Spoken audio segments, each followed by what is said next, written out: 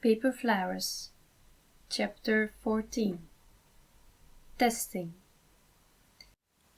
Janice was pacing the lower commons under the curious eyes of Remus. "What's got you all worked up? I haven't even done anything too interesting lately."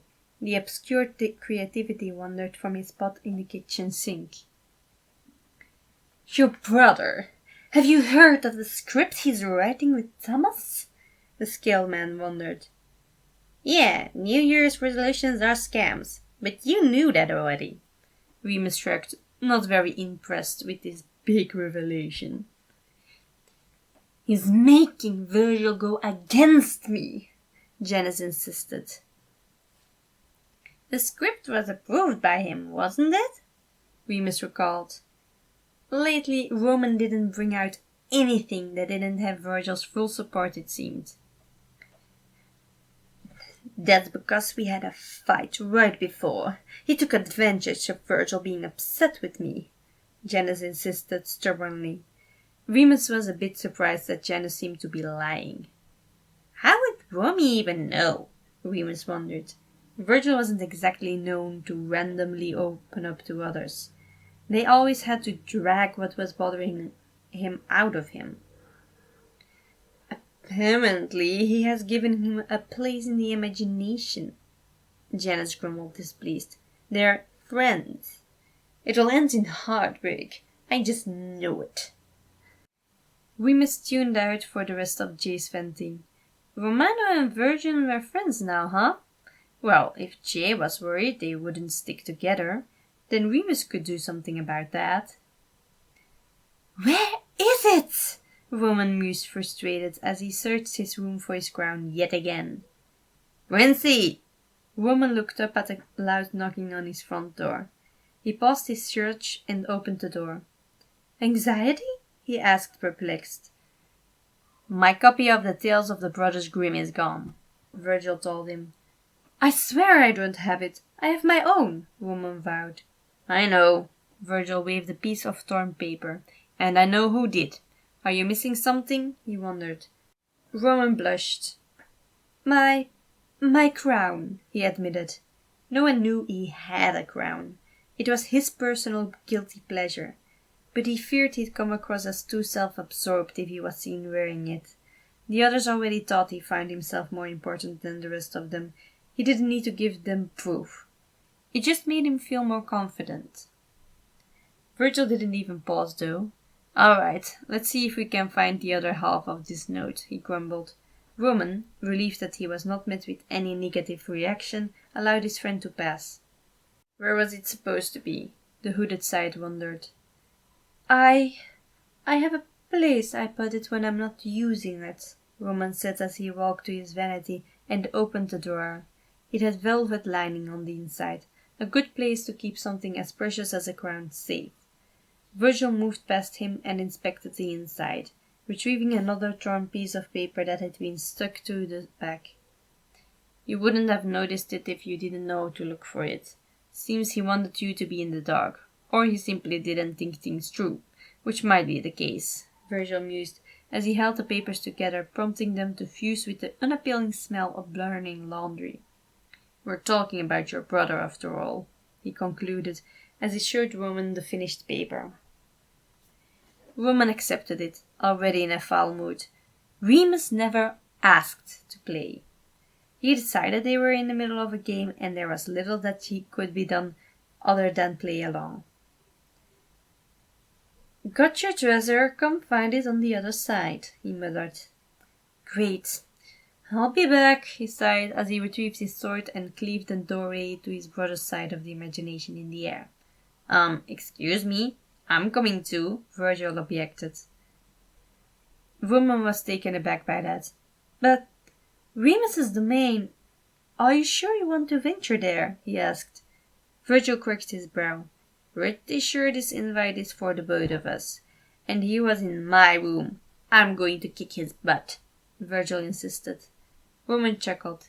He was so used to his Felicite not wanting anything to do with his brother.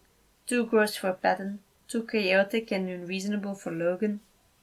But of course Virgil would be different. He seemed merely annoyed by the prank, but not surprised. "Very well, then let us go and see what all this is about," Roman allowed as he opened the door to the dark side of creativity. "May I offer you some more suitable footwear?" Roman asked. "Probably for the best. Last time I was there, I had to burn like all my clothes," he recalled with a scowl. "We shall start with some fashionable boots. If Remus makes us give chase, I can adjust our attire as needed." "With your permission, of course," Roman assured him as he gave Virgil some black boots, and himself a red pair. Virgil nodded. "Let's go." And with that, they stepped through the door. "I think I already stepped into something," Virgil noted displeased as soon as he stepped into the swamp-like surroundings. "I think we both have," Roman offered as he looked down. They were standing in shin-high swamp water, and Roman had definitely felt something crunch under his feet. "You made it!" Remus's grating voice called out, making both visiting sights jump. "Remus, give us our stuff back right now or else," Virgil hissed. "Ooh, threats! I love threats! Tell me more," Remus cackled. "Or else I will baby-proof the entire downstairs," Virgil stated smugly. Remus pouted. "That's not kinky at all," he whined. "Then tell us where our possessions are, Remus," Roman instructed. Remus pondered over that for a minute. "All right. Look to the back of my ransom note. The map appeared after you got here." Remus huffed, annoyed that they weren't going to let him beat around the bush. "You gotta be kidding," Virgil groaned as he looked at the map and recognized the destination. "It doesn't look like a terribly long hike. Maybe an hour at most," Roman estimated.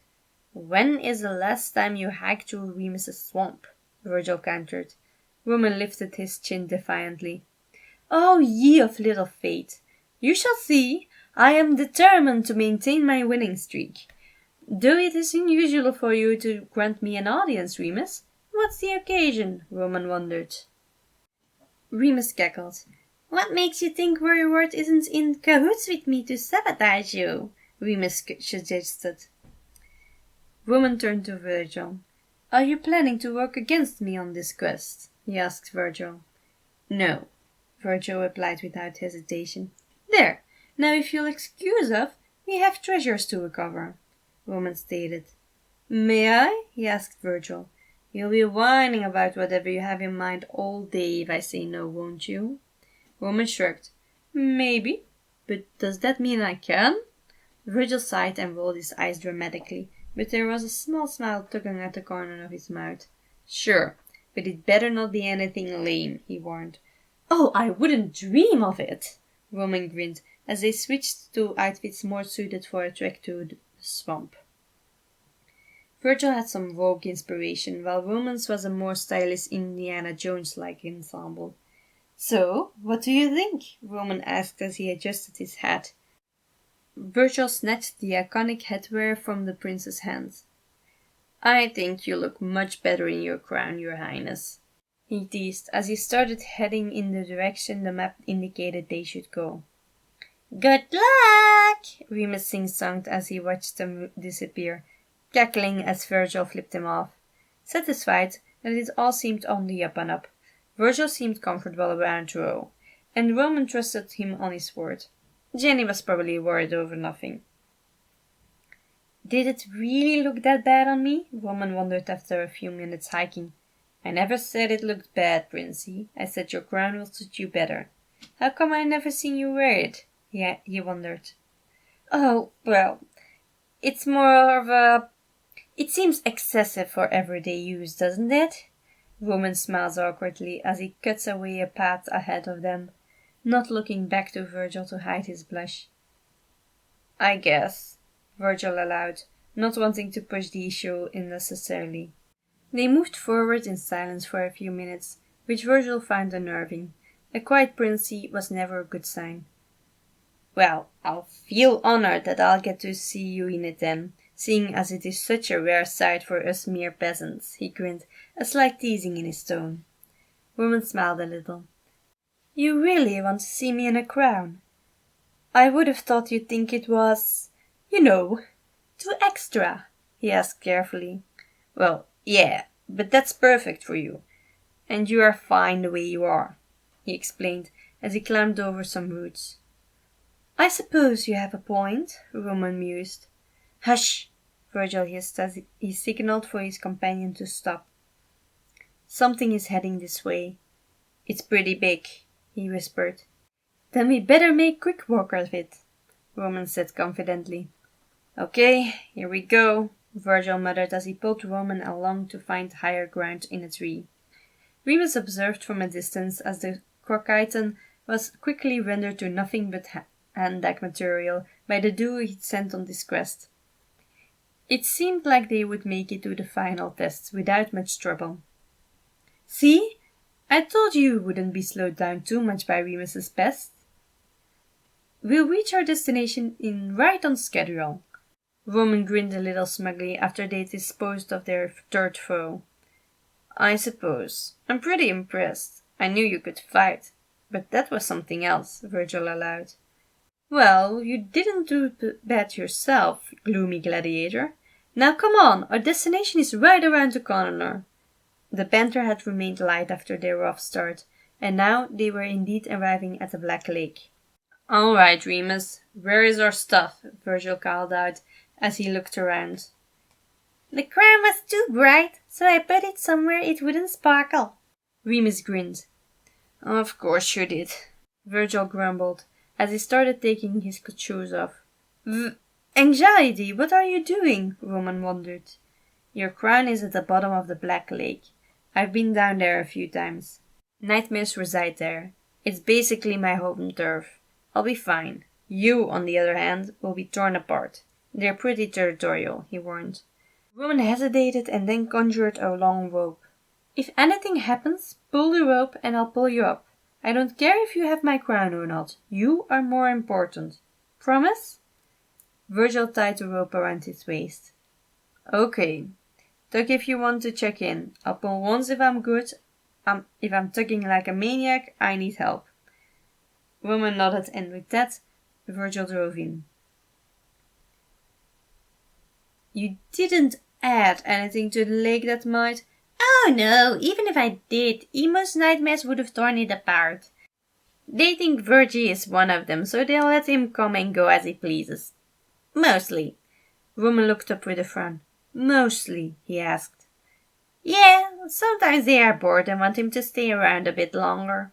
He can stay down there for a long time, upside to being not a real person. So they don't see the issue with playing a little rough every once in a while. Remus grinned. You should probably check on him. The dark twin grinned forebodingly. Roman tugged and relaxed once he got a response. Are you sure he'll come back? Maybe you should join him. It's not very princely to let him face them alone, Remus taunted. If you insist on talking, tell me something useful, like the whereabouts of Virgil's book. It better be in the exact condition you found it in, or funny how you weren't so concerned about the state of your precious crown, the chaos gremlin noted. But it's fine, Remus assured Roman as he summoned the book to his hands. I just wanted to have something to read if you got boring. Do I wonder? Remus proceeded to suggest all sorts of terrible states Virgil could be in at that very moment. But Roman ignored him. Virgil needed him to get him up in an emergency. Diving in or pulling him up too soon would waste the effort he had gone through so far. He had to trust that Virgil knew what he was doing. Suddenly, Roman felt a few brisk tugs at the rope and started pulling, hoping desperately that Virgil simply had found the crown and hadn't encountered any trouble. It felt like forever, but eventually Virgil came back up from the water. Roman rushed forward and helped him back on shore. Are you all right? Roman inquired. Yeah, fine, Virgil grumbled, annoyed. The nightmares just insisted on playing keep away with this. He messed around with the end of the rope he tied around his waist, that was now wound around a lovely golden crown. I believe this is yours, he offered, as he handed Roman the shining piece of headwear. Thank you. Now, Remus, I believe you have something that belongs to Virgil, he said as he accepted the crown and turned towards his brother with a stern glare. Sure do, Remus grinned as he handed Virgil his book back. Virgil looked down to his choked self and Roman took his cue. I'll take that until Skellington Jr. here has the chance to shower. And dry off, Roman said as he took the book from Remus, who shrugged carelessly. Happy journey home, he grinned, fully satisfied with the result of his experiment. That's it? What was the point? Virgil asked suspiciously. Remus cackled.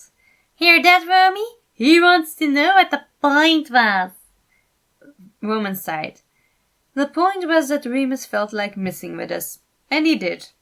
Now let's get you in a bath or something. You are shivering, the prince observed as he took out the whip that came with the costume and struck at the air, cleaving a doorway for them to use. All right, jeez, Virgil grumbled as he stepped through, finding himself dripping onto Roman's carpet. His rogue adventurer outfit had changed into his usual clothes, as soaked as his imagination outfit had been. Feel free to use my bathroom. Your clothes will be clean and dry when you get out of the shower, Roman assured him. Virgil was pretty sure there'd be bluebirds involved in that process. Okay, thanks, he said as he made his way up. A little while later he came down to find Roman, back in his prince attire, putting away what he assumed was the tools needed to clean a golden bejeweled crown. Nothing missing? Virgil wondered. Roman looked up in surprise, smiling when he saw that Virgil was clean and dry again.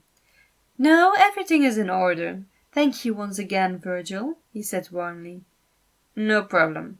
Sorry for dripping all over your carpet, he muttered, a little uncomfortable. Oh, no worries, Virgil. I'm just glad I could provide you with a warm shower and dry clothes. Roman smiled as he picked up his crown and opened his drawer. Oh, no. I did not resolve a nightmare only for you to toss it in a drawer, Virgil protested, once again comfortable with teasing banter now that he was assured Roman was not upset with him. He crossed the room and snatched the crown from Roman's hands. Come on, I've been wondering how you'd look in this ever since you said it was missing, he grinned. Roman sighed. Okay. It comes with an outfit change, though, he admitted. Even better. Lay it on me, Princey, Virgil said as he handed the crown to Roman and took a few steps back to have a full view of the regal side. Roman turned to his mirror and took a deep breath. He fixed his hair and then slowly put on the crown. He couldn't help but smile as he felt a familiar weight on his head, especially when his vest changed up to hold more gold detailing and a sturdier and neater sash. There were small changes, but they made a world of difference. He turned when he heard Virgil whistle. Now that is a look fit for a prince. You should wear it more often, Virgil told him with a grin. He walked past him and patted him on the shoulder. See you later, Princey. I'm looking forward to filming tomorrow, he told him casually before leaving through the front door. Roman turned back to his reflection. He did look quite good, didn't he? Maybe someday.